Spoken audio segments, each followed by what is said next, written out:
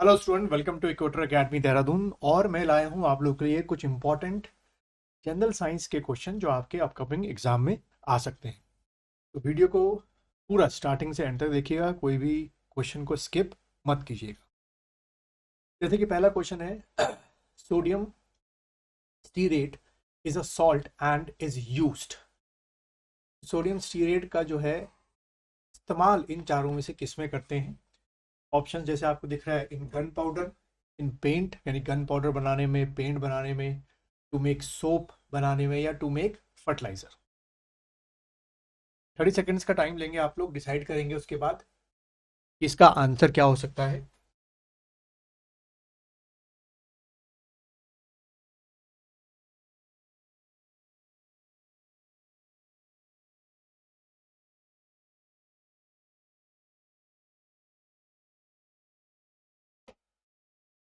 चलिए, इसका जो बच्चों आंसर है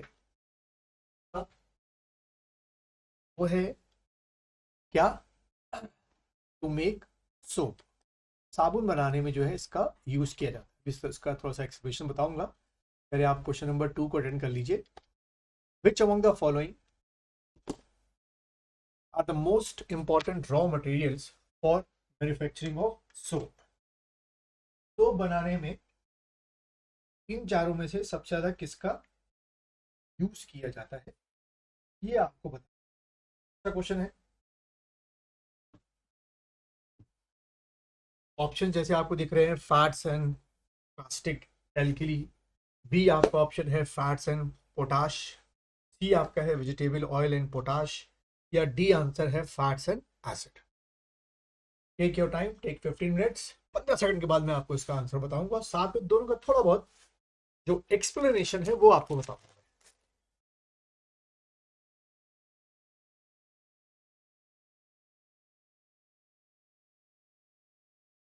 चलिए, इसकी अगर हम आंसर की बात करें बच्चों, तो इसका जो आंसर है वो है आपका कि सोप बनाने में फैट्स एंड कास्टिक एल्कली जो है उसका यूज किया जाता है। अब थोड़ा सा इसका अगर एक्सप्लेनेशन देखें, जो पहला क्वेश्चन था उसका है, sodium stearate is the most common fatty acid salt in today's soap. Common source of starting material stearate acid are vegetable triglycerides obtain from coconut and palm oil and animal triglyceride from tallow. The name stearic and stearate are derived from steer, the Greek word from tallow. ठीक है, ये first question का थोड़ा बहुत क्या हो गया, explanation हो गया। दूसरी क्वेश्चन की बात करें कि soap manufacturing process and products. Hot caustic alkaline solution होता है सच एज कास्टिक सोडा, जो कि सोडियम हाइड्रोक्साइड होता है, acts on a natural fat और ऑयल सच एज टैलो और vegetable oil to produce sodium fatty acid salt. यानी कि अगर देखा जाए केमिकल, एक और क्वेश्चन आपका बन सकता है कि जो सोप्स होते हैं केमिकली क्या होते हैं, तो आपने टिक करना है सोडियम फैटी एसिड सॉल्ट्स आपके होते हैं, एंड ग्लिसरीन या glycerol. This saponification reaction is the basis of all soap making. ठीक है, तो थर्ड क्वेश्चन का आंसर आपको पता चली गया होगा कि the process involve in the preparation of soap is called. अभी इसका पीछे मैंने एक्सप्लेनेशन में आंसर बता दिया आप लोग को, तो आंसर क्या होगा? सैपोनिफिकेशन। क्वेश्चन नंबर 4 को अटेंड करना है।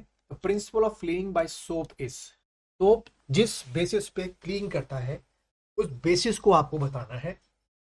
आपके सामने ऑप्शन जैसे आपको दिख रहे हैं, सरफेस टेंशन है, फ्लोटेशन है, या विस्कोसिटी है, या इलास्टिसिटी है। बहुत ही अच्छा क्वेश्चन है। Take your 15 second time.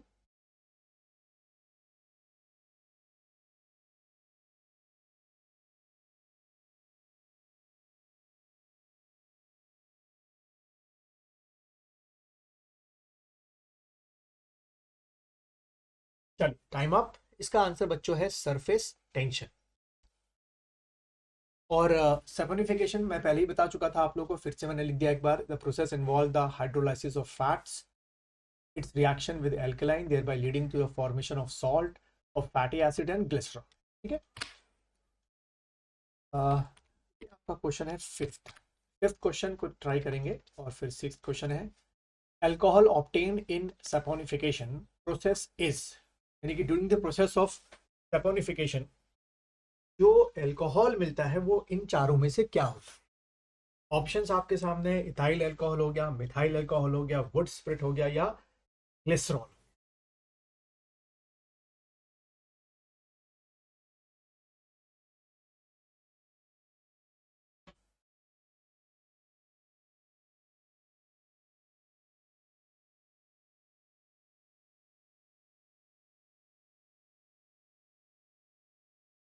इसका जो बच्चों आंसर है, ठीक है, आपका इसका आंसर है ग्लाइसरॉल जो है या ग्लिसरॉल जो है वो इस प्रोसेस में ऑब्टेन होता है as a alcohol. Next question देखेंगे, soap solution is use for cleaning purpose appears cloudy. जब भी आप सोप इस्तेमाल करते हैं, क्लाउडनेस आपकी यानी झाग आ जाता है। This is due to the fact that soap micelles contain micelles can micelles micelles can क्या करते हैं, इनमें से रिफ्रैक्ट लाइट करते हैं, स्कैटर लाइट करते हैं, डिफ्रैक्ट लाइट करते हैं, या पोलराइज लाइट। तो खैर इसका जो बच्चों आंसर है वो है आपका बी, स्कैटर दी लाइट। ठीक है, और यहाँ पे थोड़ा सा इसके बारे में मैंने लिखा है, मिसलेस के बारे में, एग्रीगेट और precipitant amphithetic lipid molecules disappear in liquid forming a colloidal suspension. Next question देखेंगे, synthetic detergent are prepared for. इन चारों में से सिंथेटिक डिटर्जेंट किस प्रोसेस से प्रिपेयर्ड होता है?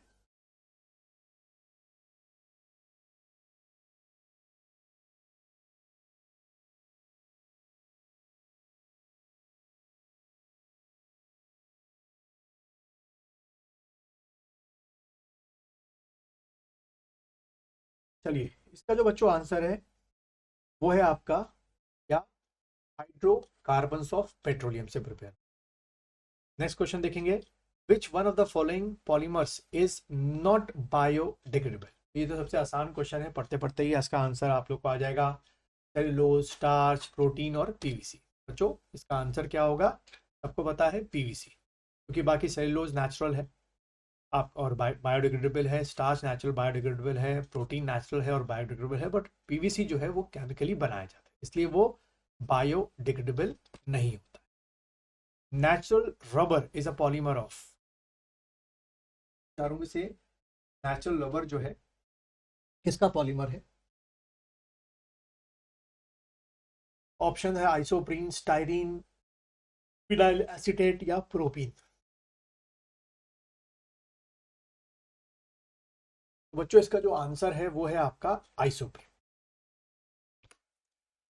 अगला देखेंगे, क्वेश्चन को पढ़ेंगे, when hot water is placed into an empty water bottle the bottle keeps its shape and does not soften, what type of plastic is the water bottle made of.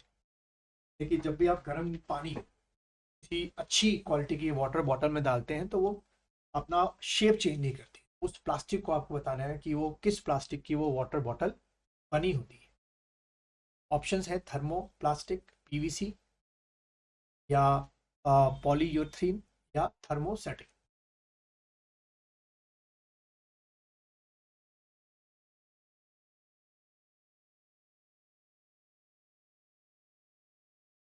चलिए बच्चों, इसका जो आंसर है वो आपका है डी आंसर है, thermosetting जो है उसकी बनी होती है।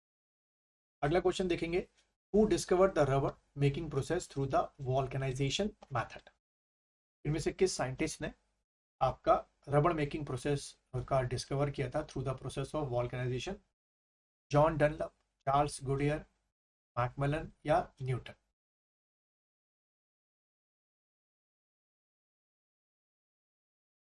बच्चों इसका जो आंसर है वो है चार्ल्स गुडियर।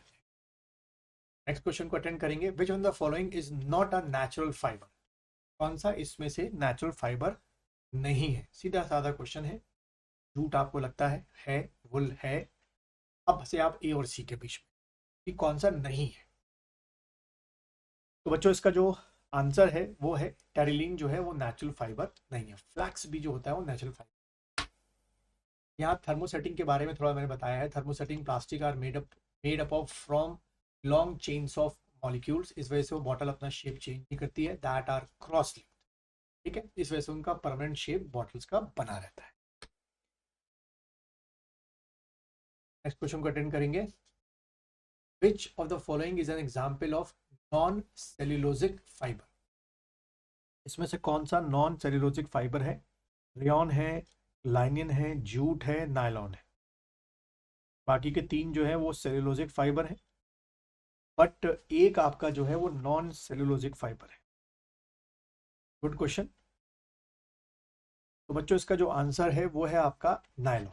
नायलॉन जो है वो आपका क्या है? Non cellulosic fibre. अगला क्वेश्चन देखेंगे। Fabric made from dash does not get wrinkled easily। बहुत अच्छा क्वेश्चन है, आजकल के फाइबर ज़्यादातर इसी के बने होते हैं। Fabric made from dash does not get wrinkled easily। Cotton, flax, silk या पॉलिएस्टर। देखो इसमें कॉटन तो नहीं हो सकता, आपको बताइए कॉटन की शर्ट या टी शर्ट आप पहनते हैं, थोड़ा सा धोते या कुछ काम नहीं किया कि उसमें wrinkles पड़ जाते हैं। इसका जो बच्चों आंसर है वो है पॉलिएस्टर के बने होते हैं।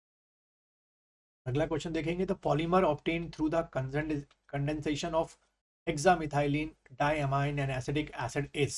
ये टफ क्वेश्चन है। Polymer obtained through the condensation of hexamethyl diamine and acetic acid is टॉल्यून है या बैकेलाइट है या नायलॉन है या टेरिलीन है? ये ध्यान रखना, क्वेश्चन आ सकता है। ये आपका आंसर है नायलॉन। और ये कुछ डिटेल्स मैंने रखी हैं इसके बारे में कि cellulose fibre can be use to create a wide range of fabrics from heavy denim और कॉटन टू लाइट मुस्लिन और organza. Example of cellulose fibre, ये सारे के सारे सेलुलोज फाइबर हैं, रट्टा मार लो। जैसे कि रेयॉन हो गया, लाइनिन हो गया, जूट हो गया, हैप हो गया, कॉटन हो गया, रैमी हो गया और सिजान हो गया। और कॉमन नॉन सेल्यूलोजिक जो फाइबर्स हैं वो क्या है? नायलॉन है, पॉलीफिन है और एक्रिलिक है, पॉलिएस्टर है और स्पैंडेक्स। ठीक है। फिर ये आपके वीडियो को पॉज करके रेयॉन के बारे में, लैनिन के बारे में, जूट के बारे में और नेलॉन के बारे में आप पढ़ लेना। ठीक है, आपसे कुछ न कुछ आपके एग्जाम में आ सकता है। लास्ट क्वेश्चन देखेंगे आप लोग। The polymeric fibre used as a substitute for wool in making synthetic blanket and sweater.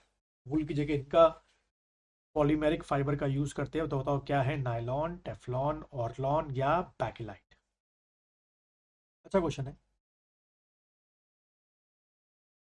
बच्चों। इसका जो आंसर है वो है ऑर्लॉन।